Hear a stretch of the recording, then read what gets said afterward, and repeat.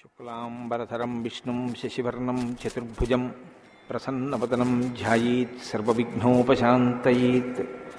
గురుర్బ్రహ్మా గురుర్విష్ణుః గురుర్దేవో మహేశ్వరః గురుస్సాక్షాత్ పరబ్రహ్మ తస్మై శ్రీగురవై నమః. వ్యాసాయ విష్ణురూపాయ వ్యాసరూపాయ విష్ణవే నమో వై బ్రహ్మనిధయే వాసిష్ఠాయ నమో నమః. కూజంతం రామ రామీతి మధురం మధురాక్షరం ఆరుహ్య కవితాశాఖాం వందే వాల్మీకికోకిలం. శృతిస్మృతిపురాణానాం ఆలయం కరుణాలయం నమామి భగవత్పాదశంకరం లోకశంకరం. సదాశివసమారంభాం శంకరాచార్యమధ్యమాం అస్మదాచార్యపర్యంతాం వందే గురుపరంపరాం. వాగర్ధావివ సంపృక్తౌ వాగర్ధప్రతిపత్తయే జగతః పితరౌ వందే పార్వతీపరమేశ్వరౌ. సూక్తిం సమగ్రయతున స్వయమేవ లక్ష్మీః శ్రీరంగరాజమహిషీ మధురైః కటాక్షైః. వైదగ్ధ్యవర్ణకునగుంభనగౌరవైర్యాం కండూలకర్ణకుహరాः కవయోధయంతి. హైమోర్ధ్వపుండ్రమజహన్మకుటం సునాసం మందస్మితం మకరకుండలచారుగండం బింబాధరం బహుళదీర్ఘకృపాకటాక్షం శ్రీవేంకటేశముఖమాత్మని సన్నిధత్తాం. మనోజవం మరుతతుల్యవేగం జితేంద్రియం బుద్ధిమతాం వరిష్టం వాతాత్మజం వనరయూధముఖ్యం శ్రీరామదూతం శిరసా నమామి. జయత్యతి బలో రామో లక్ష్మణశ్చ మహాబలః రాజాజీతి సుగ్రీవో రాఘవేణాభిపాలితః. దాసోహం కోసలేంద్రస్య రామస్యాక్లిష్టకర్మణః హనుమాన్ శత్రుసైన్యానాం నిహంతా మారుతాత్మజః. నరావణసహస్రం మే యుద్ధే ప్రతిఫలం భవేత్ శిలాభిస్తు ప్రహరతః పాదపైశ్చ సహస్రశః. అర్దయిత్వా పురీం లంకాం అభివజ్య మైథిలీం సమృద్ధార్థో గమిష్యామి విశతాం సర్వరక్షసాం. ధర్మాత్మా సత్యసంధశ్చ రామో దశరథిర్యది పౌరుషే చ ప్రతిద్వంద్వశరైరం జహిరావిణిం. ఆపదామపహర్తారం దాతారం సర్వసంపదాం లోకాభిరామం శ్రీరామం భూయో భూయో నమామ్యహం. శరజ్యోత్స్నాశుద్ధాం శశీతజటాజూటమకుటాం వరత్రాసత్రాణస్ఫటికఘటికా పుస్తకకరాం. సకృన్నత్వా నత్వా కథమివ సతాం సన్నిధదతే మధుక్షీరద్రాక్షా మధురిమధురీణాః ఫణితయః. హరి ఓం. పరమేశ్వర స్వరూపమైన సభకి నమస్కారం. ఈనాడు శంకర భగవత్పాదుల చేత ప్రతిష్ఠించబడినటువంటి భారతదేశం నాలుగు మూలలా ఉన్నటువంటి 4 పీఠాలలో సార్వభౌమ పీఠంగా పరిగణింపబడినటువంటి దక్షిణ భారతదేశంలోని శృంగగిరి పీఠానికి ఆధ్వర్యం వహిస్తున్న పూజ్యపాదులు శ్రీ శ్రీ శ్రీ భారతీతీర్థస్వామి వారి యొక్క దివ్యమైనటువంటి సందేశంతో ప్రారంభమై వారి యొక్క అనుగ్రహ ఆశీస్సులతో ప్రారంభమైన ఈ శ్రీరామాయణ యజ్ఞ కార్యక్రమంలో 42 రోజుల పాటు 7 రోజులు ఒక కాండ చప్పున 6 కాండలు 6 ఏళ్లు 42 రోజులలో పూర్తి చేసి చిట్ట చివర పట్టాభిషేకం వరకు శ్రీరామాయణాన్ని సంపూర్ణంగా ప్రవచనం చేసేటటువంటి భాగ్యం నాకు కలగడం పరమేశ్వరుని యొక్క నిర్హేతుక కృపాకటాక్ష వీక్షణంగా భావన చేస్తున్నాను. శ్రీరామాయణం నిజంగా శ్రీరామాయణమే. ఎందుచేత నేను ఈ మాట అంటున్నానంటే ఇప్పుడే మీరు పీఠాధిపతుల యొక్క అనుగ్రహ భాషణంలో విన్నారు. వేదవేద్యే పరే పుంసి జాతే దశరథాత్మజే వేద ప్రచేతసాదాసీత్ సాక్షాత్ రామాయణాత్మన అంటారు.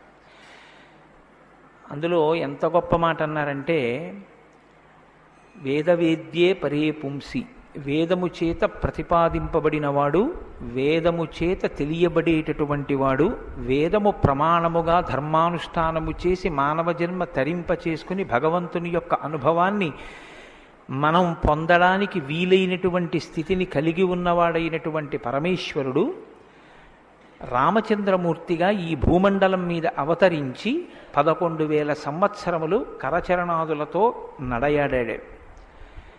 రాముడు వేదము చేత ప్రతిపాదింపబడినటువంటి పరమేశ్వర స్వరూపం. ఆ భగవంతుడే రాముడిగా వచ్చాడు. భగవంతుణ్ణి ప్రతిపాదించేటటువంటి వేదం వాల్మీకి మహర్షి నోటి వెంట శ్రీరామాయణంగా వచ్చింది. అందుకే శ్రీరామాయణానికి వేదోపబృంహణము అని పేరు. వేదమే రామాయణం. వేదం దేన్ని ప్రతిపాదిస్తుంది? ప్రధానంగా వేదమంతా ధర్మమే ప్రతిపాదన చేస్తుంది. ధర్మం అంటే ఏమిటి? ధ్రియతేవా జనైరితి ధర్మం అని అమరకోశం. ధర్మం అంటే తెలుసుకోవడం ధర్మంలో ఒక భాగం. కేవలం తెలుసుకోవడం ధర్మం కాదు. తెలుసుకున్నాడు, అనుష్ఠించడు. అప్పుడు ధర్మమా అంటే ధర్మం కాదు.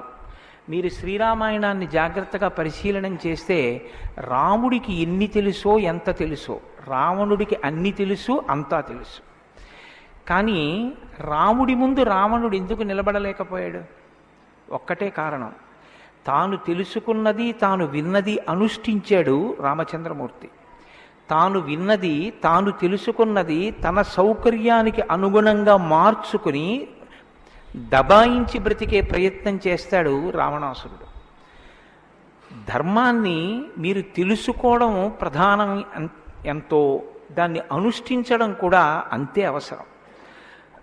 అనుష్ఠానానికి పనికిరానటువంటి ధర్మం ఉపయోగం లేనిది అవుతుంది. ఇంట్లో కర్ర ఉంది, వీధిలో కుక్క ఉంది. కుక్క మీ మీద పడడానికి ఉద్యుక్తమవుతున్న సమయంలో మీ ఇంట్లో కర్ర ఉంది కదా అని మీ మీద పడ్డం మానదు. మీ చేతిలో కర్ర ఉంటే కుక్క మీ మీద పడకుండా ఉంటుంది. ధర్మో రక్షతి రక్షితః అన్న మాటకు అర్థం ఏంటంటే, మీరు ధర్మాన్ని అనుష్ఠిస్తే మిమ్మల్ని ధర్మం కాపాడుతుంది. ధర్మం విషయంలో తెలుసుకోవలసినటువంటి అత్యంత ముఖ్యమైన విషయం ఒకటి ఉంటుంది.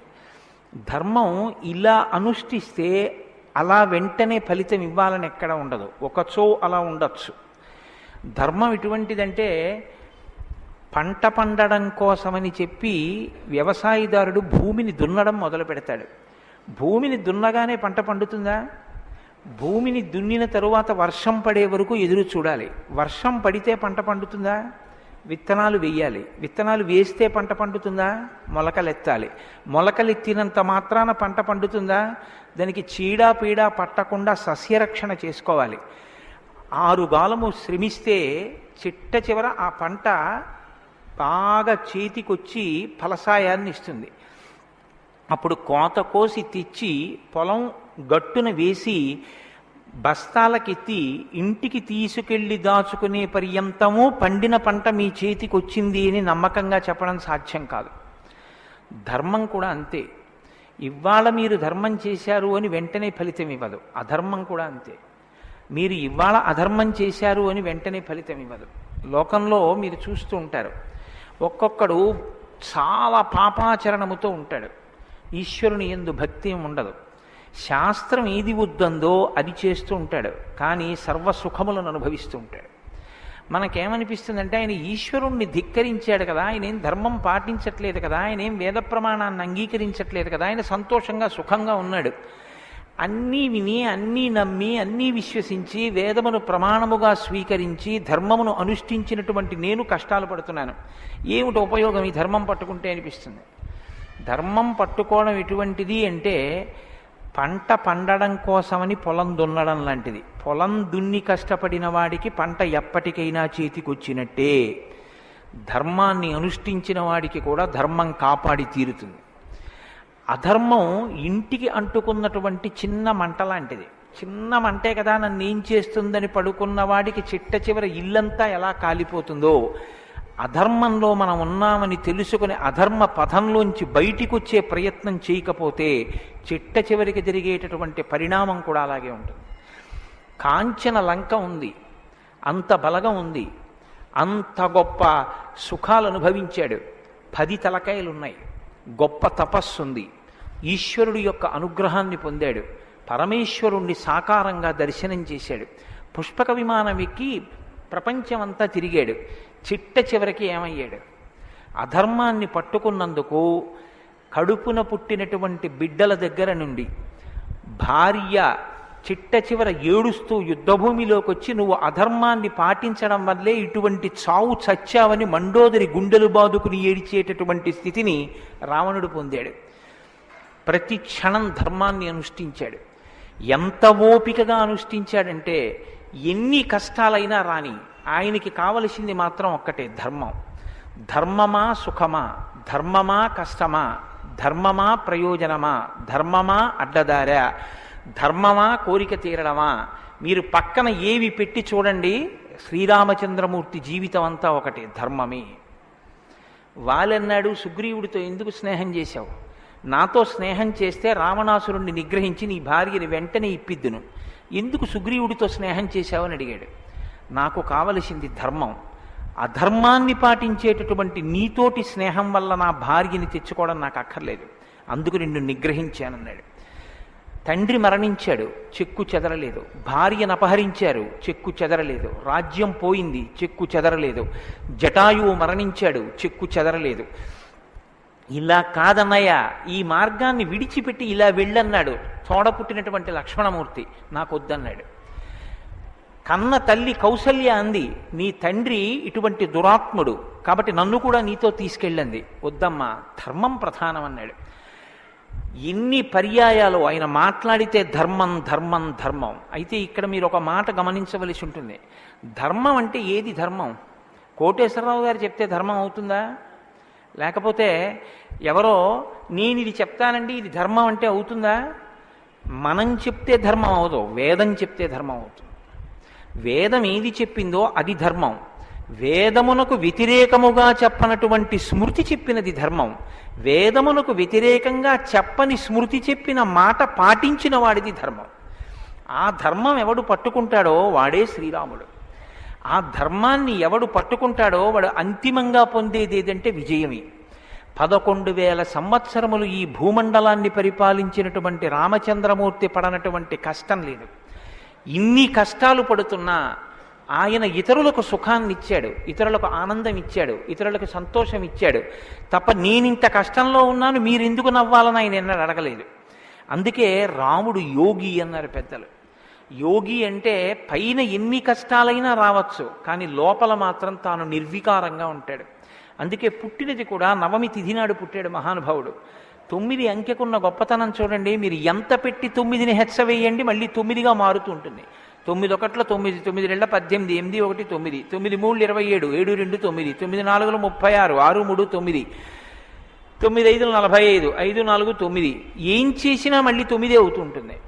ఎన్ని కష్టాలు బయట రానివ్వండి, ఎన్ని వైక్లభ్యాలు కలగనివ్వండి, లోపల మాత్రం రాముడు ఎప్పుడూ ధర్మాన్నే పట్టుకొని ఉంటాడు.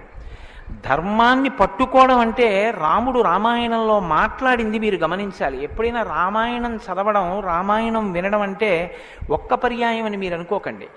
రామాయణాన్ని బహుకోణాలలో చదవండి. రాముడు మాట్లాడితే అని రామాయణం చదవండి ఒకసారి. రాముడు ఎప్పుడు నేను ఇలా చెప్తాను అని అనడు. రాముడు ఎప్పుడు చెప్పినా ఎలా చెప్తాడంటే ఋషులు ఇలా చెప్పారంటాడు, పెద్దలు ఇలా చెప్పారంటాడు, శాస్త్రం ఇలా చెప్పిందంటాడు తప్ప నేను ఇలా చెప్తానన్నాడు రాముడు. తన నిర్ణయం కాదు, తాను ఏది చెప్పాలో కాదు, శాస్త్రం ఏం చెప్పిందో చెప్తాడు, ఋషులు ఏం చెప్పారో చెప్తాడు, పెద్దలు ఏం చెప్పారో చెప్తాడు, తాను ఎందుకు ధర్మాన్ని అనుష్ఠిస్తున్నానో చెప్తాడు. తన జీవితాన్ని ఆదర్శవంతంగా తీసుకొచ్చి మనుష్య జాతికంతటికి ఫలంగా అందించాడు. అటువంటి ధర్మాత్ముడైనటువంటి రామచంద్రమూర్తి మనుష్యుడిగా అవతారాన్ని స్వీకరించి ఉండకపోతే అసలు మనుష్యుని యొక్క జన్మ ప్రయోజనం ఇంత గొప్పవాడా మనిషి అన్న విషయమే లోకానికి అర్థమయ్యుండేది కాదు. ఎందుకంటే మీరు ఒక విషయాన్ని జాగ్రత్తగా గమనించండి. రామావతార స్వీకారానికి ముందరే రామనామం లోకంలో ఉంది. రామావతారానికి ముందు రామనామం లేకపోతే వాల్మీకి మహర్షికి రామనామాన్ని ఎలాగా ఉపదేశం చేశారు ఋషులు? ఆయనకి ఉపదేశం చేసిన తరువాత కదా రామచంద్రమూర్తి అవతారం వచ్చింది. ఆయన వాల్మీకిగా మారిన తరువాత కదా రాముడు పుట్టింది. కాబట్టి రామ అన్న నామం సాక్షాత్తు ఈశ్వరుడు యొక్క నామం. అది రమయతీతి రామ, లోకులనందరినీ రమింపచేసేటటువంటి నామం.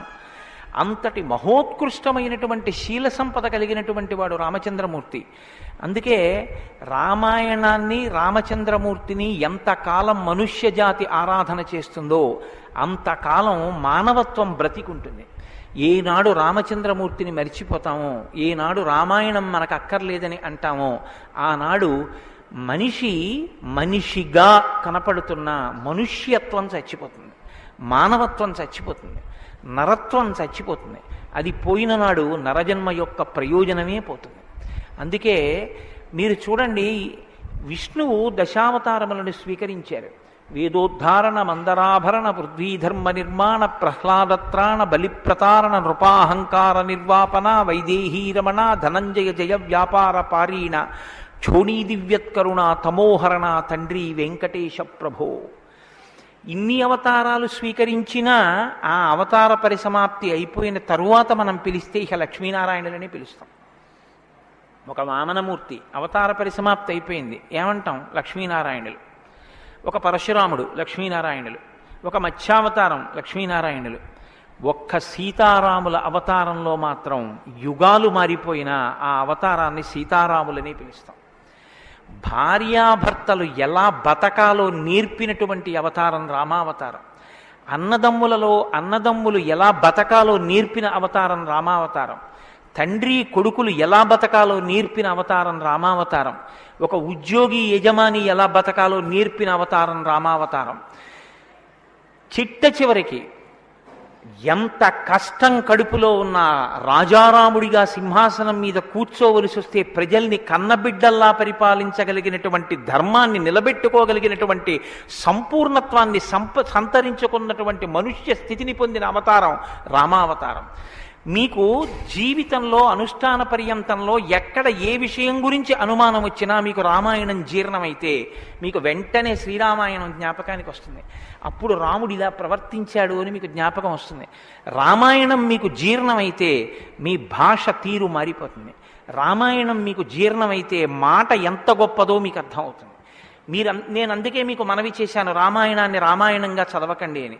రామాయణం జ్యోతిష శాస్త్రం, రామాయణం వాస్తుశాస్త్రం, రామాయణం ధర్మశాస్త్రం, రామాయణం వాక్కు, రామాయణం ధర్మ పరిపాలన, రామాయణం న్యాయం, రామాయణం సామాజిక శాస్త్రం, రామాయణం శకున శాస్త్రం, రామాయణం పర్యావరణం, రామాయణం గురుభక్తి, రామాయణం శిష్యధర్మం. మీ ఇష్టం, ఎలా చదవండి, రామాయణం అలా వస్తుంది.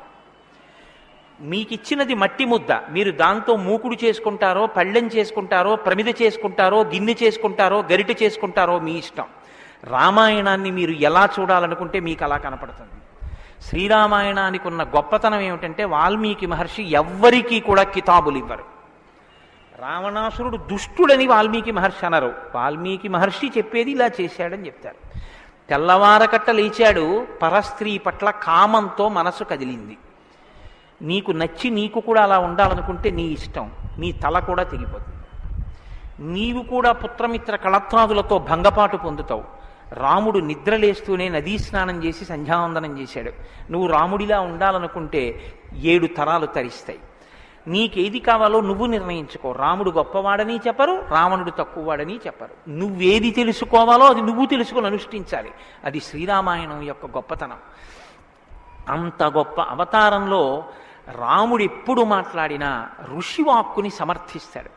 రాముడు ఎప్పుడు మాట్లాడినా వేదవాక్కుని సమర్థిస్తాడు. రాముడు ఎప్పుడు మాట్లాడినా ధర్మాన్ని సమర్థిస్తాడు. ఇది మీరు బాగా జ్ఞాపకం పెట్టుకోవాలి. మనం శ్రీరామాయణం వింటున్నది శృంగగిరి పీఠంలో వింటున్నాం.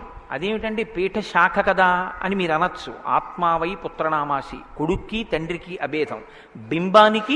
బింబం ఎందులోంచి వచ్చిందో ఆ బింబం వచ్చినటువంటిది లేదా ప్రతిబింబం పుట్టిన బింబం రెండూ ఒకటే. అద్దం ముందు నిలబడితే నా ప్రతిబింబం కనబడితే ఆ ప్రతిబింబం బొట్టు పెట్టుకోలేదనుకోండి, దిక్కుమాలిన ప్రతిబింబమా బొట్టు పెట్టుకోవద్దా, తప్పు కదా అని ప్రతిబింబానికి బొట్టు పెడితే నాకు బొట్టు వస్తుందా? బింబానికి బొట్టెట్టుకుంటే ప్రతిబింబానికి బొట్టు వస్తుంది. బింబానికి ప్రతిబింబానికి తండ్రికి కొడుక్కి గురువుకి శిష్యుడికి అభేదమైతే గుంటూరు శృంగగిరి పీఠ శాఖకి ఎక్కడో కర్ణాటక రాష్ట్రంలో ఉన్న శృంగగిరి పీఠానికి నా దృష్టిలో అభేదం. శృంగగిరి పీఠంలో కూర్చుని శ్రీరామాయణ ప్రవచనం చెయ్యవలసి వస్తే నేను ఒక మాట చెప్పకుండా రామాయణాన్ని ప్రారంభించేస్తే నేను ఒక పొరపాటు చేసిన వాడిని అవుతాను.